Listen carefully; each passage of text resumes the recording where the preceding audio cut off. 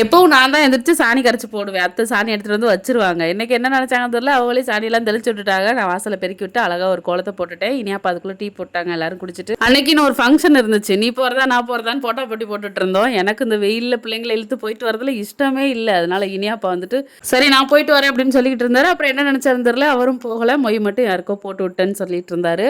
நான் போயிட்டு முட்டை கத்திரிக்காய் குழம்பு தான் வச்சேன். வைக்கும்போது யோசிச்சேன், போயிருந்தா கறி குழம்பு சாப்பிட்டுருக்கலாமே அப்படின்னு.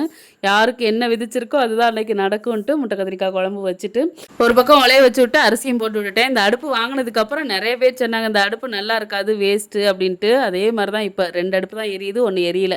அப்புறம் ஒரு சிஸ்டர் கேட்டிருந்தாங்க, டேபிளில் ஏன் அடுப்பு வச்சுருக்கீங்க, ஒரு சின்னதாக கவுண்டர் டாப் போடலாம்ல அப்படின்ட்டு.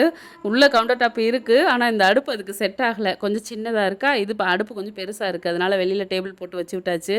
கொஞ்சம் பாத்திரம் இருந்தது, அதையுமே கழுவிட்டு கழுவுன இடத்த நல்லா க்ளீன் பண்ணி விட்டுட்டு அப்போ தான் எந்த ஸ்மெல்லும் அடிக்காமல் இருக்கும். சைடிஷ் காப்லாம் வறுத்துட்டு காலை சாப்பாடு சூப்பராக முடிச்சாச்சு. மீண்டும் சந்திப்போம். டாடா.